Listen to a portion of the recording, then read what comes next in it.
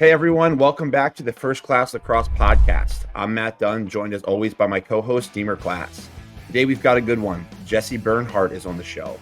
Jesse's an old teammate of mine and honestly one of the best defenders I've ever played with. He's now in his 8th year as a defensive coordinator at Maryland. He's a 2-time world champion with Team USA and was the 2nd overall pick in the 2020 PLL entry draft. And having Jesse on today is extra special because we're actually building something together. Jesse is one of the lead coaches and directors at The Approach, which is our 2-day immersive defensive camp we're running July 15th and 16th at the Chase Fieldhouse in Wilmington, Delaware. Built for high-level middle school and high school defenders who want to train in a college environment. More on that later in the episode, but first, Jesse, welcome to the show. Hey, thanks for having me, fellas. That's a heck of an intro, so I'll have to give you some kickback from the approach for that one. But no, always good to be with you guys. Obviously, great relationship with you, Dunner, and then Deemer, getting to know you over the years. Always, anytime I can be involved with First Class Lacrosse, whether it's working the fall events, the summers, I try to be quick to sign up because I really appreciate what you guys do and believe in it and think you guys do it the right way. And I'm a fan of the show. I think I've listened to every, if not, they're in my queue to get to the podcast. So I'm a buyer in the show. I think you guys do a great job with the interviews and the guests that you guys have. So definitely honored to be able to get on here with you. Yeah, appreciate that, Jesse. It's been fun getting to know you over the years. I mean, first competing against you, so much respect for you as a player, and then now seeing how you're carving out your coaching career and making an impact on the next generation and continuing what you've were a part of at Maryland is really cool to see. So we're pumped to have you on. Yeah, I appreciate that. Definitely a bone to pick with Deemer's sister, I think, taking down Jared in his opening showing as a lacrosse coach. So I was watching that one. I think the morning we were playing Cuse, and I was like, I kept hearing the name Class pop up on on the broadcast. And I was like, all right, come on, Lady Gators, let's pull it together here. Yeah, no, we've enjoyed talking some women's lacrosse together these last couple months. So excited to see what he does there. But yeah, no doubt. Yeah. So hey, quick icebreaker before we get going here. If you were not a coach, and also obviously professional player as well, what would your career be? What would you have pursued? I mean, the first thing that comes to mind, which is probably cheating, would be a coach of another sport. I probably would try to be a football coach. Just growing up, my dad was a longtime football coach. It was kind of probably a well-known thing. So that was always the passion in the Bernhardt household. So kind of stayed in the coaching arena. And then if not that, I don't know. I was a crim justice major here at the University of Maryland. Not really doing a whole lot with that right now, but definitely I always had something maybe on the back burner. So something there, or to be honest, being a teacher and kind of a coach. That was my first job at a college. Actually, was I was a high school phys ed teacher and a coach with Jake. Back home at a prep school in Orlando. So kind of cut my teeth there for a few months, but I enjoyed it. I really did before I got dragged back to Maryland. So probably one of those things, again, kind of cheating a little bit because two of those answers, had coaching in them. So I knew you were going to say football coach.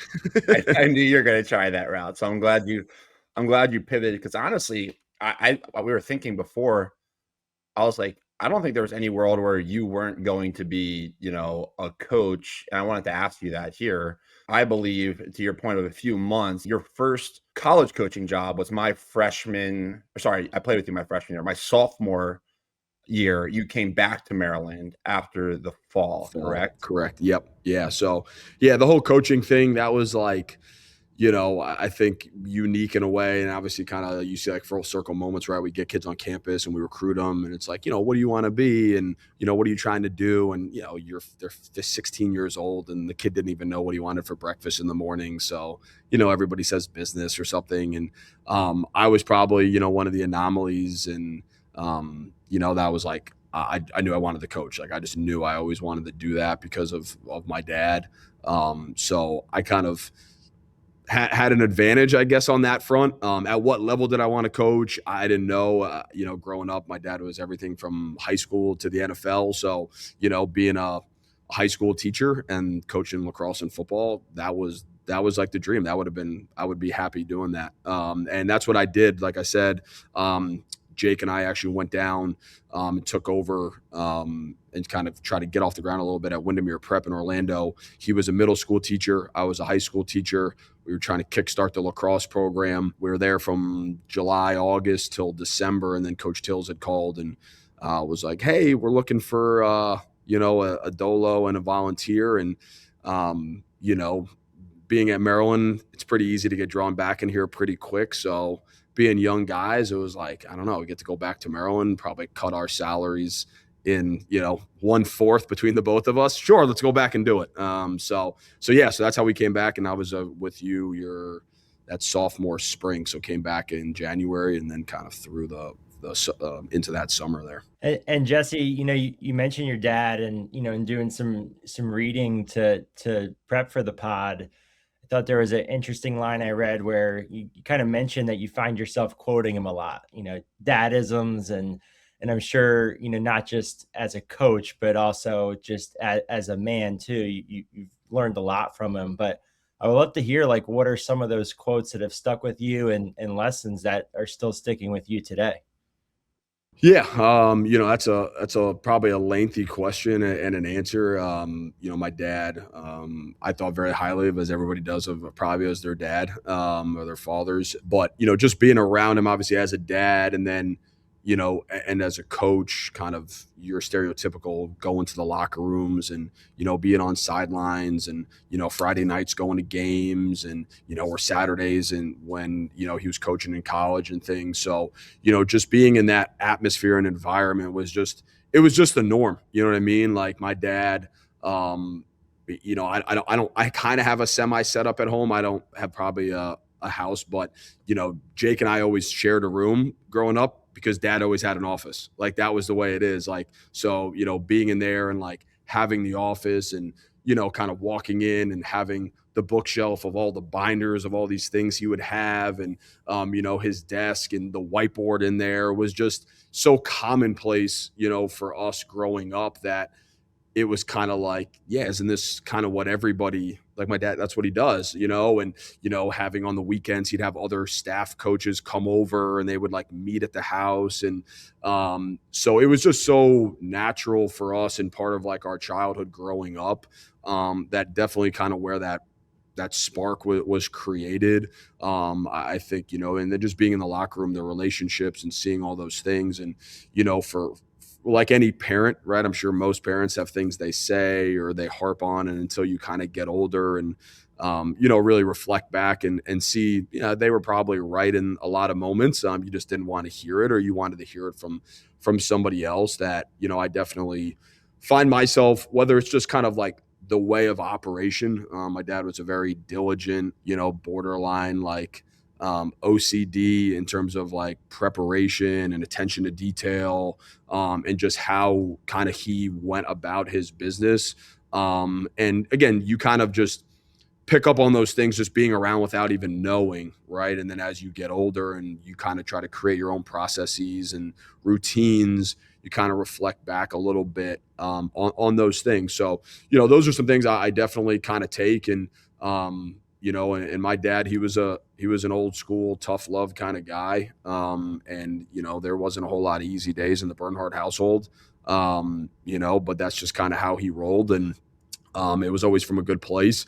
So I definitely find myself, kind of, I need to give the guys a little bit of a kick in the butt, or, things that I say, I know just like, one thing that always sticks out to me is like, it all comes out in the wash, or something like that's just a very, like, in my opinion, like process driven comment, of, just stick to what you're doing. Like it might not be going your way or whatever it is, but like, if you just keep chipping away, like whatever the end result is, it is, but it all come out in the wash. And he would just kind of have those things. You just been around the block so much. So, I find myself trying to reflect back on those things. And now I have two little sons of myself. So they're not probably at that stage yet where they understand what the heck I'm saying to them. But I even find myself like having those moments of like, all right, now I kind of remember my dad talking to me like this. So it's something that, I definitely try to live by. And as he even finished his football coaching career, he got involved with lacrosse, and he was helping with the Bayhawks kind of down the stretch of the Bayhawks tenure. And, as he got older, he got a little less on field coaching in terms of his role at some of the places he was at Penn State and in Texas with Houston. And my dad was a smart guy. He really was. He was great with numbers. And nowadays they have all these guys who they hire on these staffs that do all these things, and they have the book and stuff. And I can't say like my dad was a pioneer of it, but he was kind of doing that stuff before it became like the norm or the cool thing to do. And he took the time to kind of like do some of it for lacrosse. So we would talk a lot, and he would send me like breakdowns of teams when I was at Rutgers, and he just loved it. And like I said, he grew up a baseball guy, so he was a guy that had the memory of an elephant and could tell you statistics from like all the New York Yankees and stuff back in the day. And so I try to kind of use some of that in what I do, and not to be like a numbers nerd, but I think there's value, in things that paint a picture. So, a long-winded answer and probably not enough time to kind of share all the things that he's been able to give. But I do, he was pretty good at what he did. So if I can live up to a little bit of it, then I think I'm doing okay. Yeah, that's cool. And like you said, I'm sure I have a million questions off of that I don't think I'll get into. One thing that stands out that I think like I relate to in an opposite sense is for you, like being a coach, it's what you knew it was normal. For me, it was kind of the opposite, where everybody I knew, like my parents, my aunts and uncles, like my neighbors growing up, they all had like kind of 9 to 5, pretty normal desk jobs. So to me, making that transition always felt really strange because I only knew the coaches as them being my coaches, but I never saw that as like the career side of it. So I don't know, it kind of just pops out to me as like just how people's perspective on things are so different based off like every kid assumes what they live with is just what everybody it's just normal. Yeah. One question I have, just because like a lot of stuff you're explaining about your dad, like I notice in your coaching, like whether it's attention to detail, even the tough love stuff. You've coached a handful of the kids that I've coached in high school, and then I've gotten to play with a lot of the guys that you've coached in the PLL and all that, and I've gotten to know you pretty well as a coach.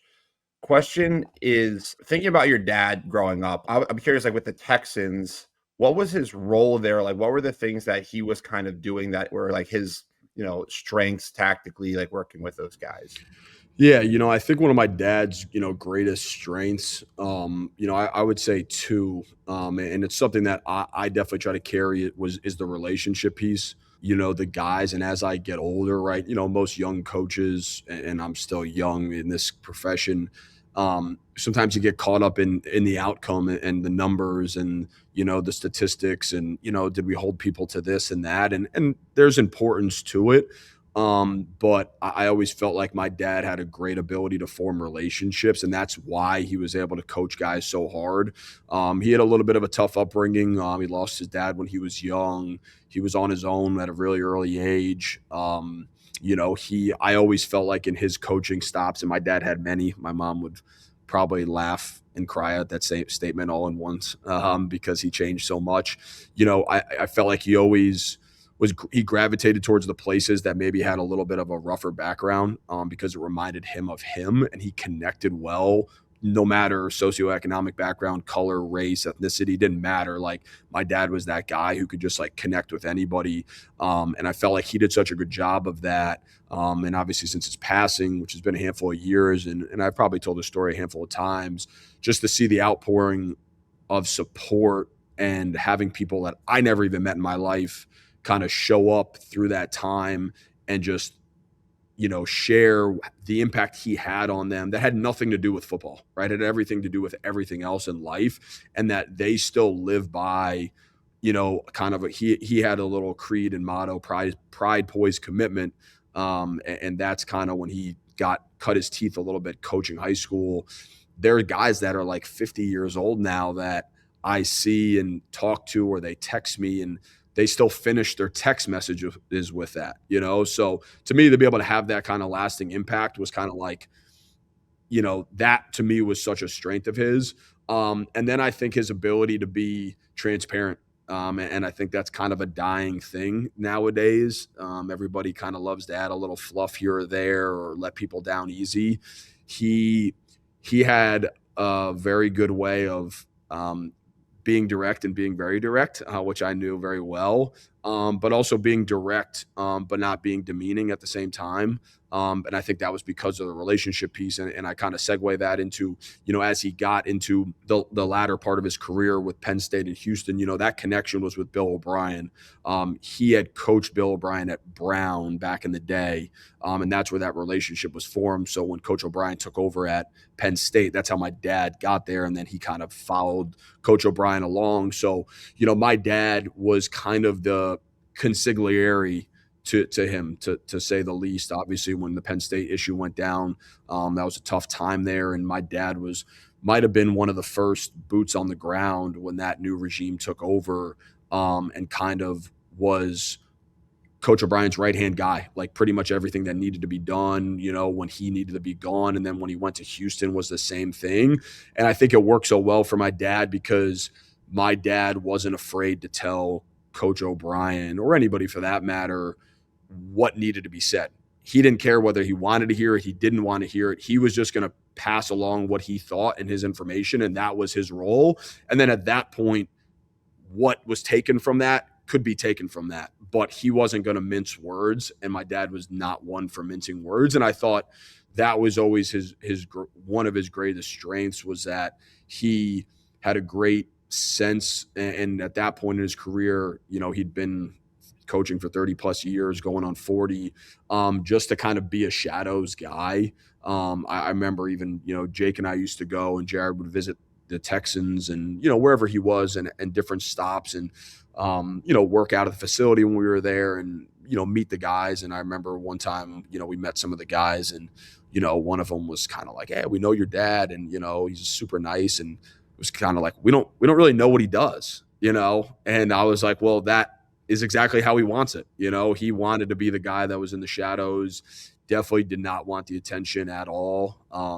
In a way, people are familiar with like Ernie Adams from, the Patriots and Bill Belichick. And I'm not saying my dad was Ernie Adams at all, but kind of in that role, in a way where he was much more behind the scenes, and kind of told people that sometimes maybe weren't used to getting the truth, because he didn't hold back. And I think that was a great strength of his. So I try to operate with those, the relationship building, and just the transparency is that, listen, not everybody wants to get bad news or be told the truth, but I do think people appreciate it. And I think for kids, even more so nowadays, I know I hate my guys to feel like they're in the dark on things. So I'd rather just have a 5-minute conversation and just give them something they might not want to hear, but I do know they appreciate it, rather than avoiding the conversation or kind of BSing them, because they can read through that stuff. And I just don't think it's a really successful way in the long term to operate. Yeah, Jesse, there's so much in there that really strikes a chord. And one thing I've enjoyed about this podcast is it's given Matt and I this chance to also not just learn about these things, but also try to take away some actionable items that, someone could apply to their coaching or their leadership. And when you mention the connection and the transparency, I'm really curious, like, you take those lessons, from your dad, and you're thinking about those things. Can you give and you might have just mentioned it with the 5-minute conversation, but can you give a tangible example of the transparency or the connection that you're trying to intentionally apply to your coaching? Yeah. I mean, it's exactly that. I try to place myself in our guys' shoes, and just what they're going through on a daily basis as young guys. Right. And I think, whether it's my current guys or, in recruiting, and again, starting with current guys, it's kind of like, right in the fall, and this is probably the best example, is like, in the fall, everybody's kind of doing everything, right? Like, guys are vying and jockeying for spots, and you definitely have a little bit of a depth chart, and guys return, but everybody's getting a lot of reps. You're scrimmaging, everybody gets a lot of PT, and then you come back in the spring, right? And it's a lot more preparation, and you're scouting, and that TLC for everyone's not at the same level it was as in the fall. So I've definitely learned, as we enter, is, listen, as long as guys know what their role is and you can define it, then usually they do a great job of it, right? When there's confusion, there's just kind of the gray, it makes it hard. So usually at some point in time between transitioning from the fall into the spring, whether that's before and or after or both, I'll have a conversation with most of the guys, even especially guys that I think are fringe guys, and tell them like, listen, this is going into the year. This is where I see you. Like, I know, you might want to be playing, but like right now you're going to kind of be in a scout guy role rather than just showing up and then all of a sudden being like, all right, you 10 guys go over here and you 10 guys go over there. And then that kid or individual's like, what the heck? Like, I thought I was kind of close, and now he's kind of playing these mental games with himself. And that's my job. Like, that's part of being a coach. Like, he shouldn't have to figure out and play a guessing game to what I'm thinking. Like, I'm the adult. So I'll just sit down and have a conversation with those guys and be like, listen, like, this is where I see you're at. I'm here to help you. So let's figure out how you can close the gap. But right now, this is kind of what your role is. And I would say I'm probably not hitting 100 or batting 1,000. I mean, but more often than not, guys walk away very appreciative of the conversation. So that's just one. And then I think even in recruiting, you sit young guys down, and I just try to be myself and just be very authentic and genuine, and, not give them a lot of the fluff. And it's just like, if you were sitting in this chair 3 years from now, I'm going to talk to you the same way that I'm going to talk to you right this minute. Because if they show up and I give them something different, they're going to be like, I got hoodwinked. Like, what happened here? Right. So I just feel like having those quick little moments of just being honest with them, it definitely goes a long way. And it kind of builds trust in the relationship because they know I'm not going to BS them, and then I think that forms for better improvement, and they know that I'm in it with them, and I'm not just telling them like, you're not doing a good job. Like, I'll tell them, but I'm also the first one to be like, let's go out to the field. Like, I'm going to tell you what you're doing wrong, but I'm also going to put my hand out and provide you the plan, because I got as much skin in the game as you're willing to put in. I remember that year you guys came back as the Dolo and volunteer assistant. I think, were you the Dolo or was Jake the Dolo? Jake was the Dolo, yeah. Dolo, you were the volunteer. We had a scrimmage against UMBC, and it was freezing out. I couldn't feel my hands, and I whiffed on 2 ground balls. I played okay. I was a sophomore competing for like a starting spot. I played fine, but I whiffed on these 2 ground balls, just like bricks his hands. And Coach Till's like, brings me in and kind of talking. He's like, hey, you got to work on like ground balls. And Coach Connery was. And so I think they assigned you to figuring out ground balls with me. Coach Connery's like, Jesse's going to take you out to the field, figure out time with him. You're going to work on ground balls. I remember going out, and I think you just brought a handful of ground ball or tennis balls and lacrosse balls. And we just did like what I think you call your everyday ground ball now, just drop and scoop, little kind of work on soft hands and all of that. And I remember that. It feels like that's one of the things where, a coach can say, go work on your ground balls, or the coach can say, hey, meet me at the field at 12. Like, here's what we're going to do, and I'm going to kind of help you through this. Yeah. No, I think that's a huge thing is like, listen, part of it, they got to find time on their own, right? We got plenty of guys on the team, so I can't spend, an hour with every guy every day on the field individually. But one of my definitely like goals with my guys is to make myself available. Like I try to not say no, whether that's film or if a guy wants to do something extra after practice or whatever it is I always try to say yes. You know what I mean? And it might not be in that moment. I might say, hey, I can't right now, but text me and I'm going to make time. Because again, I just view it as like that's my job. Like, what else am I doing if I'm not making myself available for the guys on the team? Like, that's what I'm here for.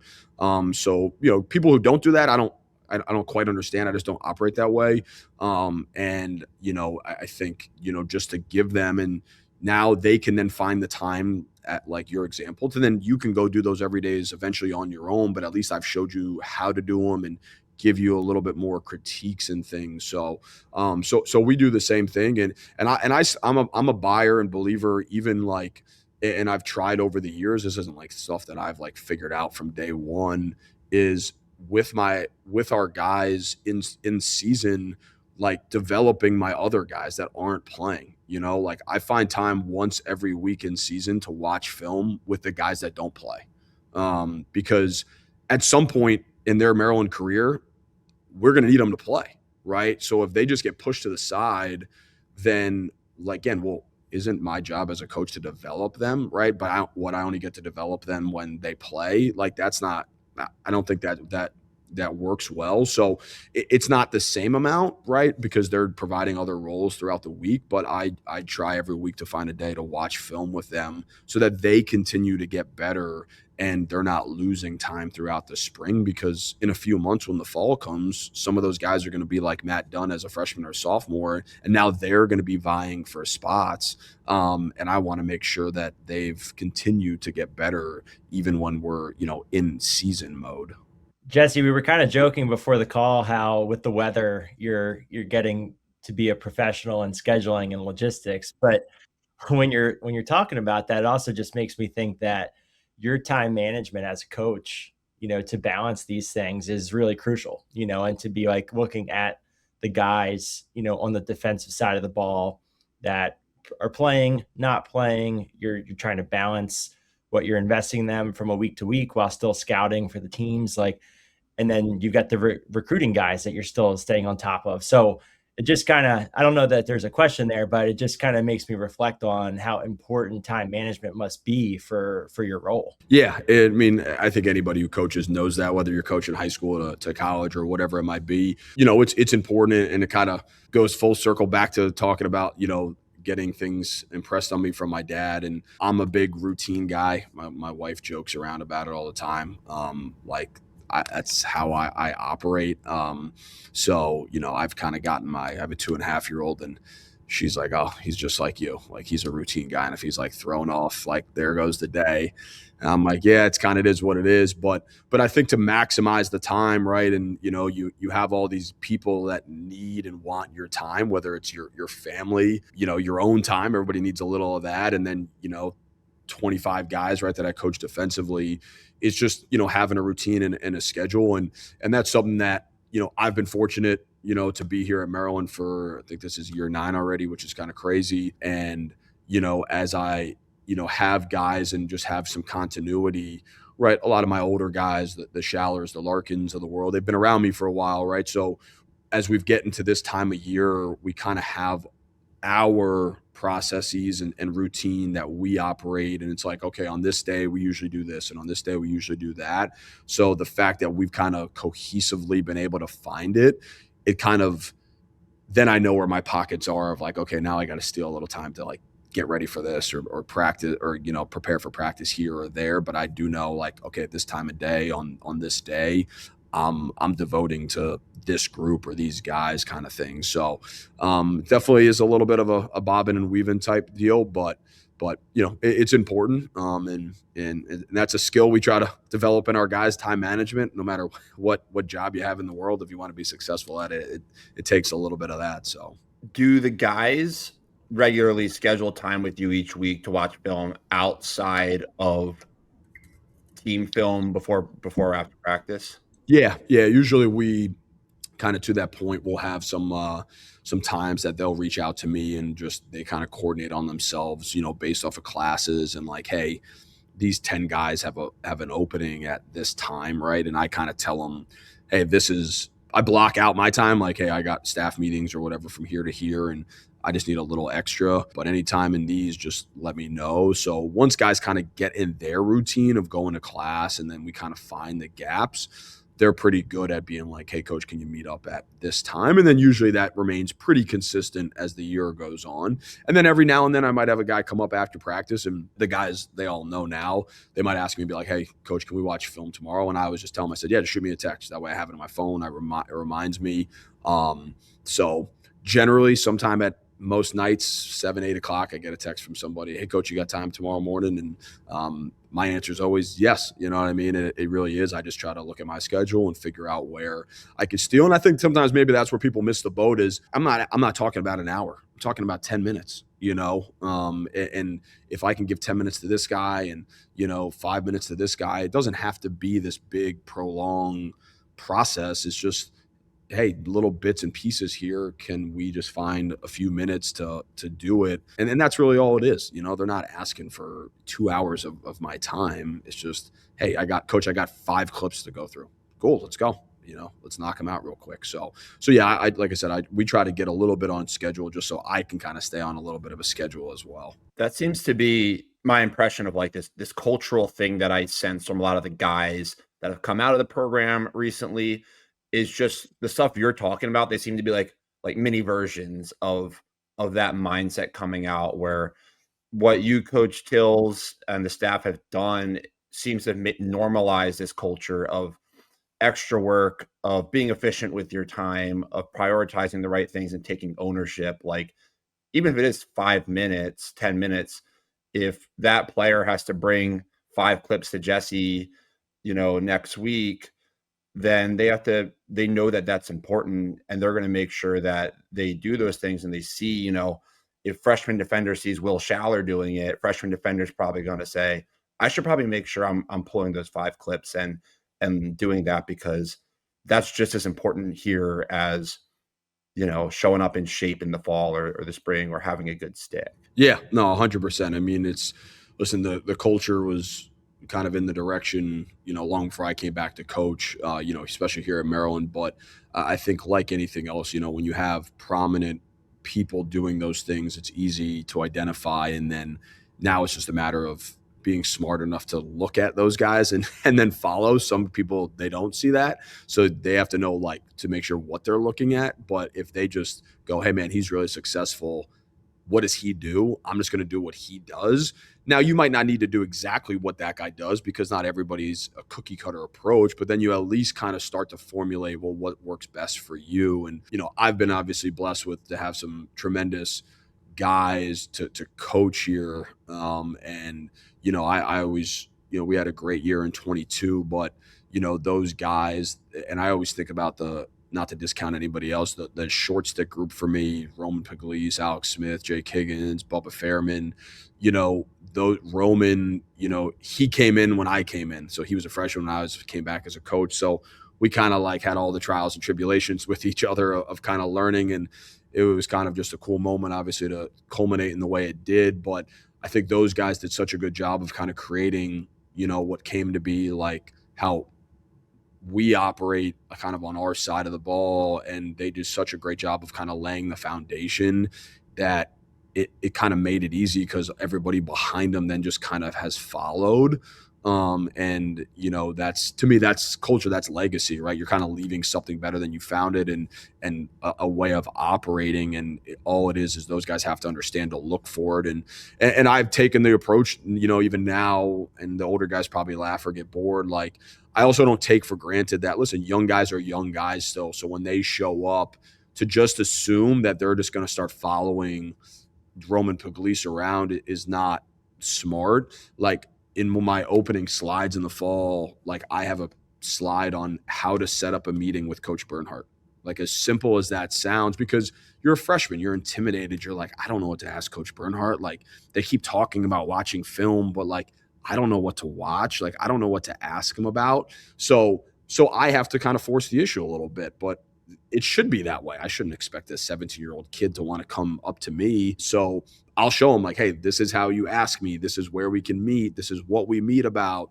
And then I'll kind of force some, meetings on them to be all right, young guys, we're meeting today at 1:00, and then go through it. And then at that point, they kind of start to learn, okay, this is what that setting was. Coach Bernhardt's not just going to be in there yelling at me, and this is what it is. And then it kind of takes hold of itself, and, lo and behold, those guys they'll text me now, you know what I mean? They know the routine. So I kind of teach them the processes of how it's supposed to work. And then now it's a two-way street. They got to follow through and do it. But I don't, take for granted that hey, that freshman should know what to do. So yeah, we kind of joke about it nowadays, but. Yeah, Matt, it kind of reminds me of, I feel like it was sophomore year of high school when we both made varsity for Coach Crawford, and he sat us down and he was like, this is what a team film session looks like. It's unemotional. It's, we're going to hold you accountable. We're going to go through these things. And he was kind of funny about it, but at the same time, he was setting the standard and the expectation for, okay, now we know what to expect. There's going to be some bad, there's going to be some good. And, also trying to help us get to the common goal, So I actually really like, hearing you say that, because I also think it reinforces the things you were talking about earlier, in trying to establish the way of doing things. And Right. Yeah. I think a lot of people throw around like watching film as like this new buzzword with technology and how many games are out there. Hey, watch film, get better. Like, but you can watch all the games you want, but if you don't know what you're looking for, or even the process of how to set it up with your coach to make it constructive and productive, it could probably fall flat. Yeah, 100%. And that's, like I said, everybody's coming from different programs and backgrounds and expertise and how much their high schools did or didn't do that. And to me, like it's showing them the way and how it's done, and then obviously kind of establishing the standard of it. Because then at that point, it's a matter of are you meeting, right, or exceeding the standard or not, and it makes it really measurable and easy. Of like, okay, we've gone over how to do this. Now it's a matter of the effort towards doing it. So you're kind of building those behaviors and habits, and then some guys do and some guys don't, right? And it could be like, well, are you or are you not kind of doing those things? So I do think it's an important thing, and it carries over. It's not just about the film, right? That's like how you do anything. Is like, we're going to show you have a little bit of leeway, but at a certain point, the expectation is like that you're going to go fish yourself, right? We're going to stop providing you the fish a little bit. I want to move same ideas, but I want to move on to the field a little bit, because I think a lot of this, you talk about the behaviors, the standards. I think that's one thing that Maryland done a good job of. My time there, leaving and reflecting back, it was behaviors and standards that I thought Coach Tills and the staff did a great job with for us, that I took away.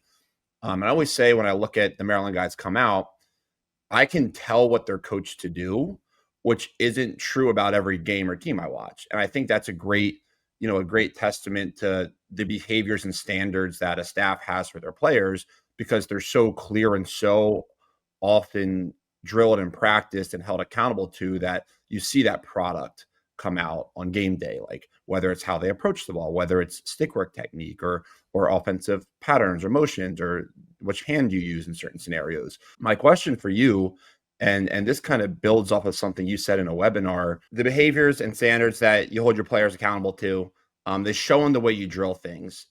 And one thing that you said on the webinar was that a lot of things you do with freshmen that come onto campus, it's about breaking habits and maybe bad fundamentals that these players have built over the course of a year, and you're working with freshmen trying to train those out of them. I'm wondering whether some of the most common ones you see in guys that come onto campus as freshmen, and ways that you approach kind of undrilling these patterns that are so deeply ingrained into them. There's 1,000 ways to skin the cat, whether it's playing on ball defense, schemes, and those kinds of things. So I always preference, whether it's at any camp I work or whatever, this is just my beliefs as of now. And some of those change over the years, because there's always a better way to do things. But it's what we've kind of found, or I've found to be, at least the most successful. We don't, and I know I've heard you talk about this a lot, Matt, on the podcast, is, when you came in terms of holding your stick and, the first time you were a freshman and throwing and catching. And it really is that, it's really stripping guys down to the studs, and not changing like who they are. There's a reason they're here. But just kind of trying to refine them a little bit. And it goes back to simple things as that, like just simple stance, and even like when we have prospect days and, I'm coaching guys, it's just things, I think of as like how guys hold the stick, like guys that have just like too wide of a grip on their stick, so they like can't get it out in front of them, or guys who they lock their arm out with their top hand and there's no like slack in it. So that's why their stick's to the side. They can't get it out in front of them and be very comfortable. So that, in terms of holding the stick, that's a very basic one that we start with. And then I've probably been recorded or on podcasts or different things a lot about just basic footwork, because I'm just a huge proponent of, guys come in and most guys are just better athletes than other kids with where they're at. and they kind of can get away with just some very inefficient things that they don't get exposed, and then they show up, and then you have really talented guys you practice against every day and or have to compete against, like we are right now in the spring, and the ability to just have proper mechanics in terms of like your feet not getting too wide, you're not hopping, you're not taking false steps, so those kinds of things, and we have to find the balance, which years I go in and out of, just depending on my group, of how much time can I allocate to that, but how much time do I need to allocate to other things? And some of that's where some of that extra work comes into play. And guys have to be able to go refine that. Like we can't just do basic footwork for 4 weeks in the fall, for hours on end. But I do think just some basic things as stick placement, where guys have it. I think just some bad habits and inefficiencies of footwork.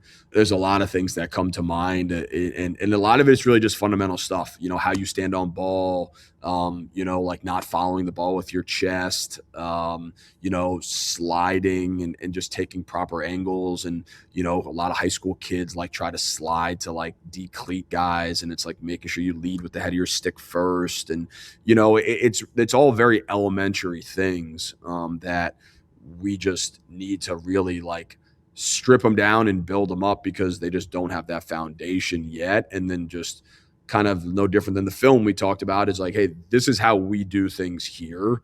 And then from there, we can kind of continue to layer on top and progress as we move through, our kind of our teaching progression with whatever that might be. But, I always go back. I remember I love to read, and I have to find the book I read. I have too many. Bill Belichick, I think, once said one time, like, you can go back to the root of most problems, and he's referring to football or that of a lack or a non-existence of a fundamental, and I think if you look at lacrosse, like goals we give up most of the time, nothing against offensive coordinators out there. It's not the scheme that's so amazing, right? It's, well, that guy turned the wrong way off the ball. Like he didn't have his stick out in front of him. He had bad footwork on the approach. It's those kinds of things that lead to the lack of success. And I always think of that in the back of my head. And again, I got to find the book. So it's one of those things, take a picture and send it to the guys kind of deal. But yeah, I always fall back on that. It's like most of the problems are that. It's a lack there of a fundamental that we can draw back to. So I try not to let that message kind of go in one ear and out the other. I try to remind them pretty consistently about that. Jesse, are there any fundamentals or things that, in your, last decade or so of coaching, you've either become more relaxed on or feel like it's not worth the time, with like the shorter college window to work on with guys? And to your point about allocating time elsewhere, like you found yourself like talking about things less and less? I probably have to put some thought into that. I'd say at my core, no, because I just am such a believer that the fundamentals are such a huge part of the game, and that it's usually like that's what the breakdown is when bad things happen. So I'd probably be countering that if I did. I would say I think sometimes, as I stated before, just knowing, when there's just kind of that law of diminishing return, and every year, you look back and what can we be better at and change and approach differently. And I do remember one year, and, I use those guys like Roman and Higgs and those guys, Alex and Bubs. I'm not afraid to try things and change things. I've probably gotten that trait from Coach Warren, who I know you guys had on here, and Coach Warren is such a big part of my life still. And as a coach, he was tremendously. And he's a guy that I've always admired because he's willing to just, think outside the box a little bit and just be a little different and not be afraid to fail at it. And, so whether I think one year with some footwork stuff, I probably went a little far down the rabbit hole. And looking back, I was like, I'm not sure we can devote as much time to that as we did. Not that it was a waste of time, but then it's kind of like you put something's got to give, right? Then you're going to give up somewhere else. So yeah, I'm not sure if there's anything fundamentally. I just think that stuff's so important that it's almost not enough. if anything, I'd say that's probably the biggest problem in my opinion. And why I love what you guys do is because I kind of align with your vision when you guys do your clinics and your camps and things. Is there's so much coaching and part to it that I actually think that's what's missing from the game. Others could say, otherwise. And I just think kids play so much that when by the time we get them, we're spending so much time on the fundamentals that I'd kind of counter it the other way. It's like maybe there's too much other stuff going on and not enough of that stuff. Have you found, it seems like you found pretty good ways to package these core fundamentals and give them to the guys in simple ways that they can do on their own. Like example, the everyday ground balls, like super simple drill, but you label it, you say, you should be hitting this X, Y, and Z. You can do it on your own once I teach it to you.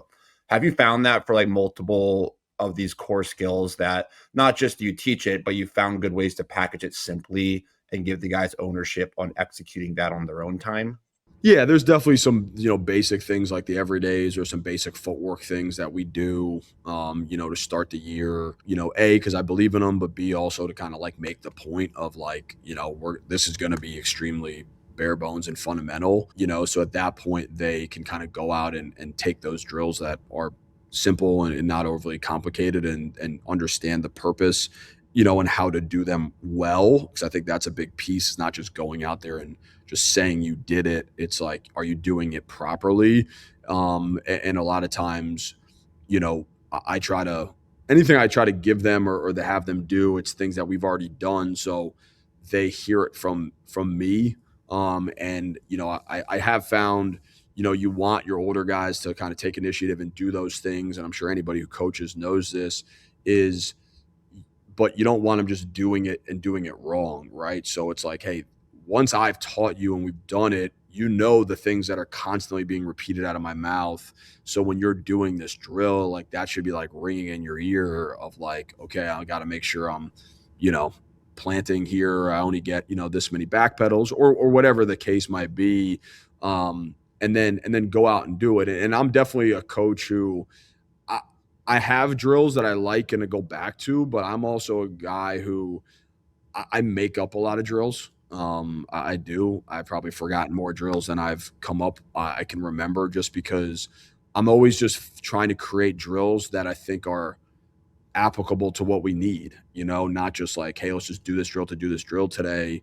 It's like, okay, well, this team this year at this point is different than last year. So like, I don't know, maybe we need more, work from behind the cage. Maybe we need more, sliding practice. Maybe we need this or that. So I'm always just like making up drills, and sometimes we repeat them. Sometimes we don't. Sometimes the guys have to remind me of drills that we did. And I'm like, oh yeah, I didn't even remember. Oh, that's right. That was a good drill, or I find myself going back and watching old practices to see what drills I did, and drawing them up so I could do them again because I thought they were good. So I kind of operate more in that sense than I have like just the same old drills that we just do like rinse and repeat. There are some that way, but I definitely change it up. How do you think about, we had John Crawley on one of our first webinars a few years ago, and he talked about coaches being drill designers, a lot like what you said. There's obviously core skills, but he's like, I watch our film and I look at where we're struggling and I try to reverse engineer that scenario in practice. I imagine you take a similar process, but I think a challenge for a defensive coach is a lot of times that means you have to have defensive players playing some offense for you. How have you navigated that scenario and gotten creative in ways to generate the looks that you need as a defensive coach, while dealing with some real constraints of you having defenders operate some principles that will look different than an offensive system? Yeah, no, it's definitely a challenge. We have like our like positional work period every day at practice, and that usually means like it's just me and the D guys, right? So I funny enough, I have a slide about this too, about like servicing each other, right? It's like, well, if I'm going to give you a good look to get a good rep, then when it's my turn, you got to make sure you're giving me a good one. So really emphasizing that, because I do find myself coaching the guys playing offense more than watching the guys do the defensive part, because I'm trying to make sure they're doing it right to give us a look. So a lot of times my frustration when we do those periods, I actually get more frustrated with the D guys when they're not giving us the right look than I do with the D guys doing it wrong. But that's essentially it. Try to reverse engineer and create drills that I feel like are going to be real world applicable to what we're seeing or what we're struggling with. And then being direct and concise enough with exactly what I'm looking for when it's their turn to play offense. And then just, again, holding them to that standard of like, listen, no, this is exactly how I want it done. So sometimes one thing I definitely have learned over the years is I do a lot without a ball just to limit the stick work. Not that we have D guys that aren't as great with stick work, but you're handling the pole and stuff. So I'll do a lot of the drills where it's just like, it's just a fake ball. You know what I mean? It's just like fake pass. So we're getting the movement and the actions, but we're not getting slowed down by guys catching and throwing. And we have a saying on our end when we do that is, if we are using a ball, is we catch everything.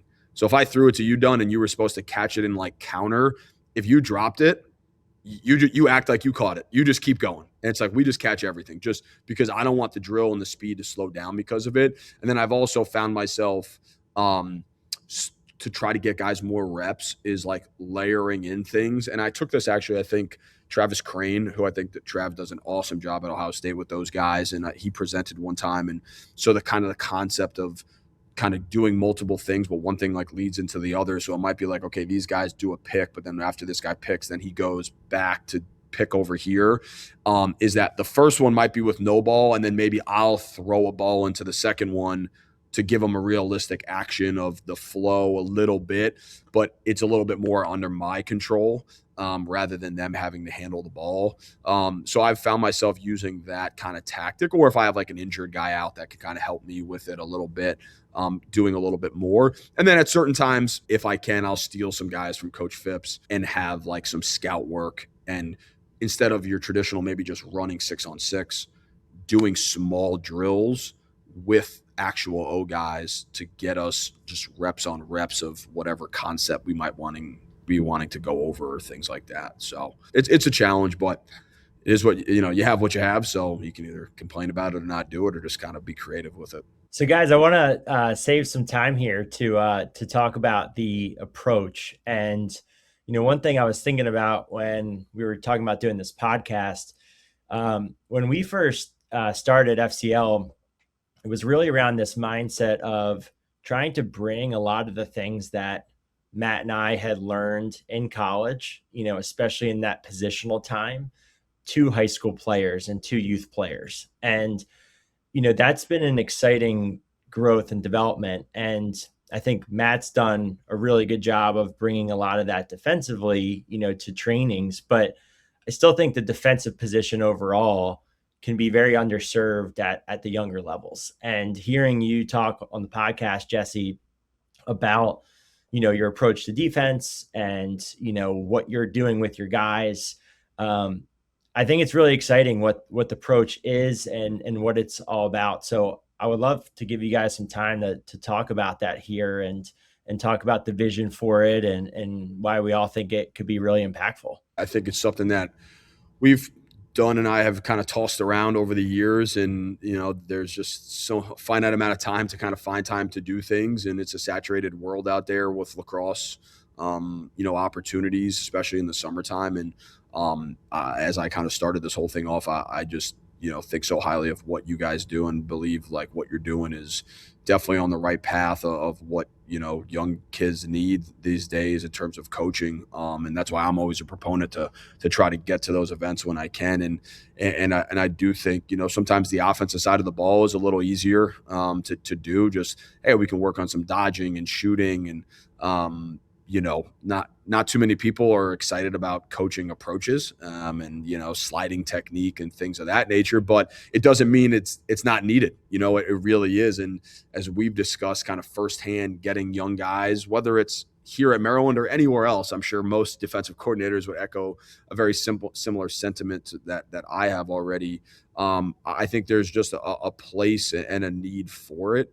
And not knocking anybody else. I'm just not sure it's really out there, at a high level and to do really well. And I think if, myself, and obviously Matt's a uber accomplished, player and coach himself right now. And I think some of the other coaches that we've been able to kind of have jump on board.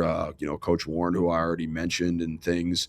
I just feel like it's an experience that we'll be able to give defensemen out there that they just maybe haven't had at the volume that they could get in a really short period of time. And it's not just from like my lens sitting in the chair at Maryland as the defensive coach. We'll have a wide array of coaches from, different schools, and all guys, I think, who do a tremendous job. And I think what it will do is help the really young ones, maybe middle school age kids, just kind of be the way I was, as we talked with everydays, giving them something to then hang their hat on and take as they develop, like the everydays. Like the everydays ground ball was birthed at a camp I learned from Coach Graham Nemi in like 6th grade that I've continued to do through my playing career. So, if we could impress something like that on a young guy in middle school, and then I think for the high school kids, we can give them a taste into college coaching. And it's like, no, this is actually what it's going to be like when you decide to play in college. And in the end, it's not about, where we're coaching. It's just making them better defensemen. That's really what the goal is. And just giving them coaching that they're maybe not getting, but just maybe at a little bit of a higher level. And I don't think it's going to be anything earth shattering. But I do think they'll get a lot of great messaging from a lot of great people. Yeah. And kind of echoing that into Deemer's first point, like the reason we started doing what we're doing is because I got through Maryland. I was like, wow, I learned so much.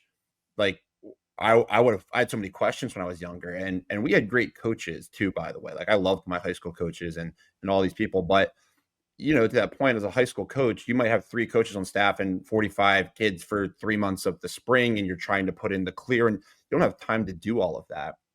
And so I think the idea here really is trying to serve the stuff that, we would have loved to have growing up as a defender. I would watch YouTube videos on takeaway checks because that's all that was out there. And it was just cool because I couldn't find anything that kind of spoke defensive terminology or technique beyond what you could get from a practice here and there. And so I think, talking to Jesse about it, like we're taking a crack at this. Like we want, to your point, it's not maybe the most attractive offering. Like everybody wants to play games. Everybody wants to, have go to something and compete. And that's awesome. But we're hoping to serve this market that I know exists of defenders that are really hungry and interested for like the finer technique points. And I think to the earlier conversation, these kids don't need this stuff as much maybe as like a college kid does all fall and all spring, but they don't get much exposure to this at all. And it kind of counterbalances so much of what everybody's regularly doing of rolling the balls out and playing. And so for me, my hope is to try to create this like full experience beyond just what we teach on the field. We've talked about, we've already drafted kind of a packet of terminology and things we want to cover and teach, implement some webinars and film review, and try to make it a mini series of what, Coach Bernhardt might be doing with a college kid for a couple of days of here's how you go through some film clips. Here's how you, here's a packet we would maybe give guys. Here's a notebook. Here's how we take notes on things and do this process of learning something one day and can you implement it the next day, and how to better train just some of those basic things, whether it's off ball stance, whether it's how you approach the ball, whether it's how you move with the ball around the field, how you hold your stick, tips on communication, how stance leads into communication and connection, pick play concepts and how that might look different on different areas of the field. And whether that's for a middle schooler, just, hey, here's some very basics. Here's how you hold your stick. Here's how here's a couple of drills you can do that we think will help you in lateral movement or scooping the ball.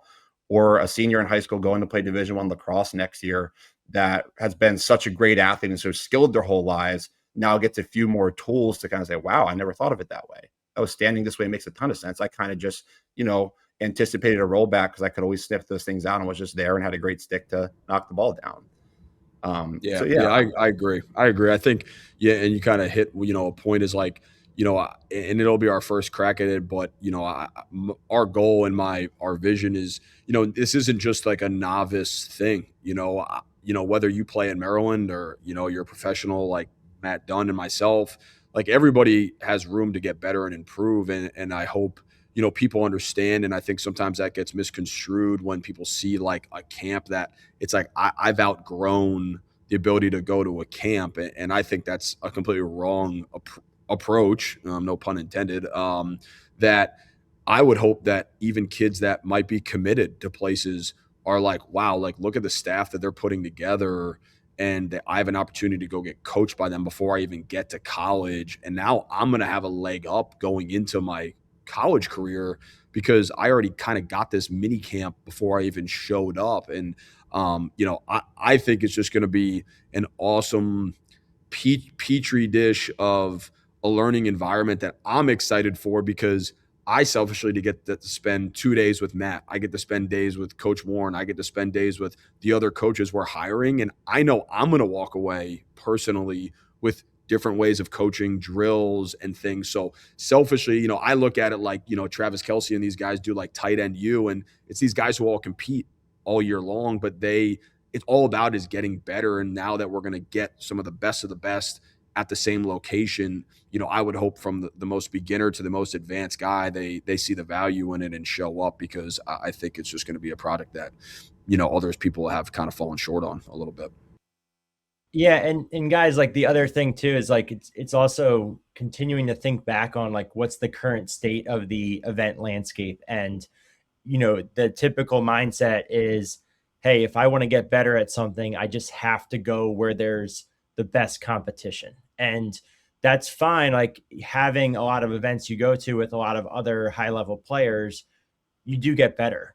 But if you also aren't reinforcing and pushing yourself and learning in these different aspects of the game, or more specifically here, the defensive part of the game, you're going to go get a lot of 1v1s and then go right into drills and games. And that's fine. But there's so much more that you could be unpacking, and to actually have a place for 2 days where you can really dig in the weeds, slow it down to where you can have a lot of conversations with some of the best defensive minds in the sport as a player, where those defensive minds are excited to talk defense with those players. I think that's really cool. And guys, we also have a coaching clinic element to this. Can you guys talk about that as well? Yeah, I think, same deal. Like aside from the IMLCA convention and some online resources that we put out and other people put out, where do you go right now if you're a defensive coach trying to get better and learn these things? And I think, as Jesse just mentioned, sometimes coaches get it from just going to work other events with other coaches to steal ideas in a really organic way. And we've wanted to build something like that. And quite frankly, it's hard just to launch a coaches convention without another like playing piece to it, because you need players there anyways, and economically it just doesn't really make sense. So our idea was, hey, we already have this environment we're building. We already have these great college coaches and staff coming. I think a cool thing about the approach too, I want to mention quickly, is the intention is to have kind of a unified vision of teaching defense, not just like a shotgun approach to drills on concepts, but to teach like a coordinator would throughout the fall of their systems. And so things tie together logically. And so the hope is a defensive coach could come and they could watch this, talk to the coaches there, ask questions, get on a webinar with us afterwards, or we can explain some more details with them and share a packet. So, if any coach wanted to come and watch, there's a coaching clinic part associated with it where we can then interact with them and try to share some of what we would think about teaching and doing as defensive coaches. Yeah. I'm pumped. I love talking shop coaching. So I'm excited whether we have 10 or 110 kids show up. I know we're going to coach the heck out of them, and it's going to be a great time. So I'm really looking forward to it. Awesome. Well, Jesse, we know you're in season right now. We appreciate you coming on. We are thankful to have you, as a supporter of the brand and the podcast, and now, coaching with us in the approach. And just want to say, appreciate your time in a busy season, and best of luck the rest of the spring. Yeah, no, thanks for having me, fellas. Always happy to make time for you guys. Give me, like I said, a little break from the other stuff. But you guys are doing a great thing, and I appreciate it. And I'm looking forward to the upcoming summer. It'll be here before we know it. And I'm sure I'll be in touch with you guys soon. Awesome. Best of luck, Jesse. Talk soon. Thanks, fellas.